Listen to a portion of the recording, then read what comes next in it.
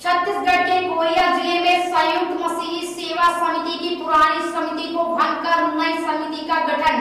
प्रदेश अध्यक्ष एवं सूरजपुर जिले में एएमसीसी के अध्यक्षता में नई समिति का गठन किया गया, जिसमें अध्यक्ष पास्टर डेविड मार्टिन को दूसरी बार फिर से अध्यक्ष पद की जिम्मेदारी दी गई, जिसके साथ नई समिति के 9 पद और गठन किया गया। इस अवसर पर पास्टर डेविड मार्टिन, जिन्होंने पुनः अध्यक्ष पद की जिम्मेदारी निभाई, उन्होंने भारतीय मीडिया जानकारी देते हुए समिति के बारे में बताते हुए कहा कि यह समिति ने क्षेत्र कई बार सामाजिक कार्य किए हैं और समाज के बारे में उन्होंने बताते हुए अपनी बात रखी।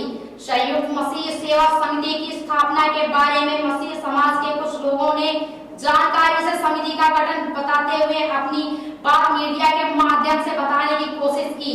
इस अवसर पर सूरजपुर जिले एवं सीवी जिले के अलावा छत्तीसगढ़ प्रदेश के कमेटी के अध्यक्ष विजय दादा और अन्य कमेटी के सदस्य ने अपनी बात रखी।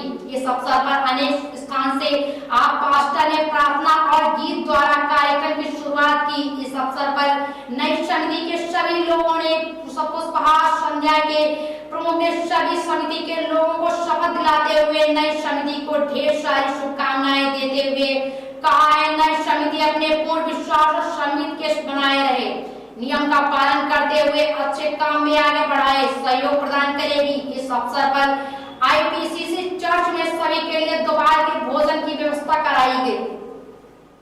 जैसा आपके इसमें लिखा हुआ है, नाम लिखा है, नाम की जगह में नाम बोलेंगे और जहाँ पद आएगा वहाँ अपना अपना पद ही बोलेंगे। जैसा कि जिन्होंने अध्यक्ष पद के लिए चुने गए हैं वे अध्यक्ष बोलेंगे और सचिव पद के लिए चुने गए हैं वे सचिव पद बोलेंगे, इसी तरह से और अन्य पद के लिए।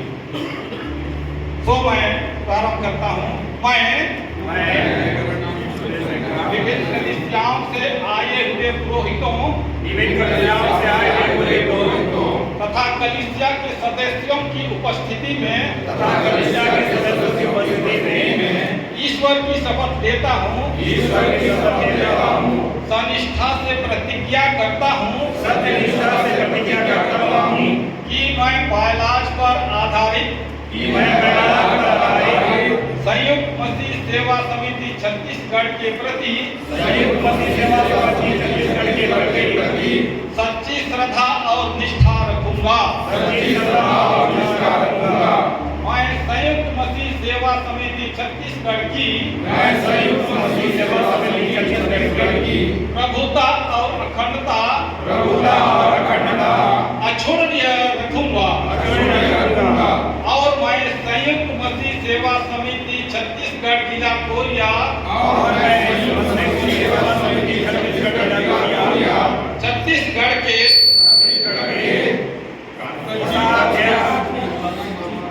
रूप में अपने कर्तव्यों का बिना भय बिना पक्षपात बिना द्वेष के श्रद्धापूर्वक निर्वहन करूंगा। अतः ईश्वर मुझे सामर्थ्य दे। नई समिति जो कोरिया जिले में बनी है उसके बाद आप पुनः अध्यक्ष पद पर नियुक्त हो गए, क्या वजह है कि समिति ने पुनः आपको अध्यक्ष पद नियुक्त किया, इसकी क्या वजह है? समिति के सदस्यों ने और समाज के लोगों ने इस बात को विगत 3 वर्षों में परखा होगा कि जिस प्रकार से विगत 3 वर्षों में उनके माध्यम में समाज का काम हुआ है, आत्मिक रीति से और अन्य क्षेत्रों के उत्थान के क्षेत्रों में भी, सो ये समाज के लोगों का बड़प्पन है कि उन्होंने एक बार फिर से मुझे और मेरे जीवन के ऊपर विश्वास करा है और कि मैं इस समिति के माध्यम से समाज की सेवा कर सकूं और समाज को और ऊंचाइयों पर प्रभु यीशु मसीह के अनुग्रह में ले जा सकूं। अभी आपने कहा कि समाज हित में हमारी समिति ने काम किया है, मैं चाहूँगा ऐसे कुछ काम बताइए जो समाज और मसीह समाज के हित के लिए है और अन्य समुदाय भी उससे शिक्षा ले कि एक ऐसा सामाजिक काम हुआ है जिसकी प्रेरणा लोग एक दूसरे को दे सकें। जरूर, यह संयुक्त मसीह सेवा समिति छत्तीसगढ़ के नाम से पंजीकृत समूह है, परंतु मैं आपको अवगत करवाना चाहता हूं कि यह समिति केवल मसीहों के बीच में ही नहीं परंतु जो हमारे समाज के अपने भाई बंधु लोग हैं उनके बीच में भी नियमित और समय के अनुसार उनके बीच में अपनी सेवाओं को दे रही है। उदाहरण के तौर पर अगर मैं बताऊं तो इस समिति के माध्यम से इस कोरिया जिले में महिलाओं के उत्थान के लिए कपड़ा बुनाई का कार्य जो है प्रारंभ किया गया है। और वर्तमान में आनी गांव में जो है कुछ महिलाओं ने उस काम को सीख लिया है और वह अब अपने घर में एक लघु उद्योग के तौर पर जो है अपने आप को बिल्डअप करने पाई हैं। उसमें कितने महिलाएं जुड़ी हैं अभी तक? लगभग उसमें 8-9 महिलाएं जुड़ी हुई हैं, जिसमें से 5-6 पूर्ण रीति से प्रशिक्षित हो गई हैं और वो अब अपने घर में जीविका का यापन उसे बनाने पाई हैं। एक चीज़ मेरे प्रश्न का उत्तर देंगे, ये जो मसीह समाज आज जो जगह जगह कलीसिया बना रहा है, क्या ये संगठित है? जी हाँ, यकीनन ये बिल्कुल संगठित है।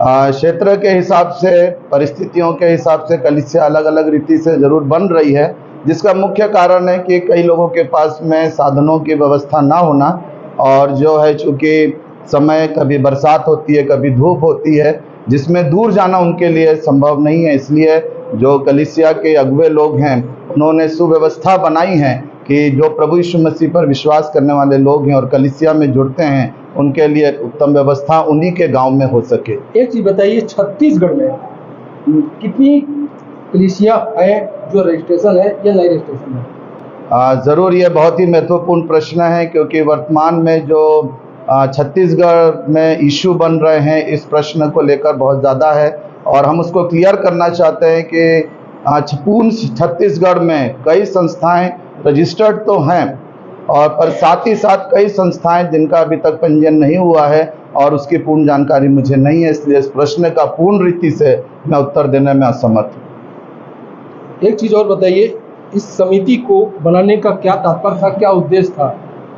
लगभग ये समिति 2015 से जो है इसके जो बैलाज है मेरे को 2-4 बताएंगे, जो क्या बैलाज है जिसके चलते ये समिति अभी तक टिकी हुई है? जरूर। 2015 में इसकी एक छोटे रूप में शुरुआत की गई थी। किसके द्वारा इसकी आधारशिला रखी गई? इसकी आधारशिला जो है हमारे समाज के आदरणीय श्री ललकारुस तिर्की जी हैं और आदरणीय श्री मुक्ति प्रकाश क्रिकेटा जी हैं और उस समय कुछ आदरणीय पास्टर साहब लोग, उनके भी मार्गदर्शन, जैसे पास्टर सिल्वानुस खालको, पास्टर आनंद बेग जी, पास्टर गुरुदयाल मरावी जी, पास्टर सुरेश सिक्का आदि अन्य पास्टरों का इसमें पूर्ण सहयोग रहा है।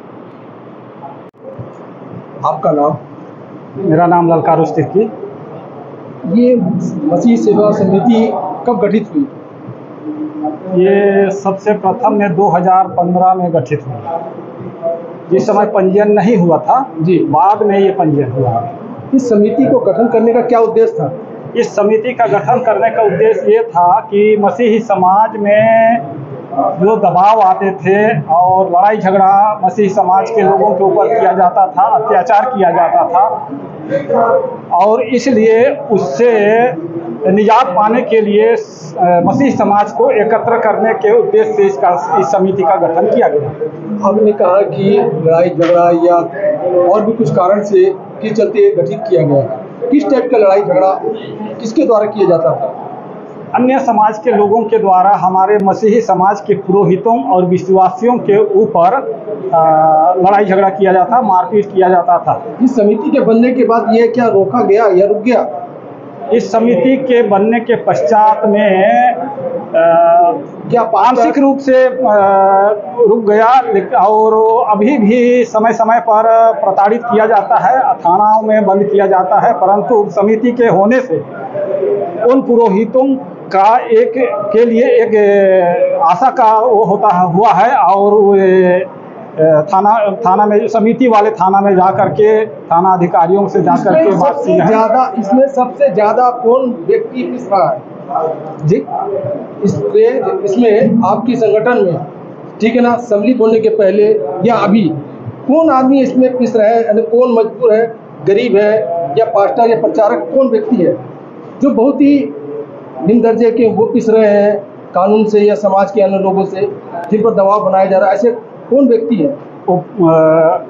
समाज के पास्टर लोग भी पिस रहे हैं और विश्वासी लोग जो गरीब हैं, जो ग्रामीण क्षेत्र में हैं, जिन्हें बातचीत वगैरह करने में भी थोड़ा भय रहता है, ऐसे लोग ज़्यादा पिस रहे हैं। मेरा एक आखिरी सवाल, आज ये कोरिया जिले में जो गठित हुआ है संगठन, ये इसके संबंध में आप मसीह समाज को क्या संदेश देना चाहेंगे? मैं ये संदेश देना चाहता हूँ कि इस समिति के गठन होने से मसीही समाज को बहुत ही राहत मिलेगी और जहाँ इस प्रकार का उपद्रव वगैरह होएगा वहाँ समिति नवगठित समिति उनकी सहायता के लिए तत्पर आगे बढ़ेगा।